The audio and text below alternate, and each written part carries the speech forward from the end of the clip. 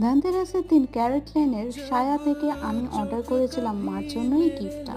আর মাকে দেওয়ার পর মা কিভাবে আনবক্সিং করলো দেখো তোমরা। হায় রে হায়। যাই হোক, পুরো আনবক্সিংটা দেখো এবং কমেন্ট করে জানিও। বাঙালি মা হতো ऐसी। जब चोट कभी मेरे लग जाती थी तो आँख तेरी भी तो भर आती थी।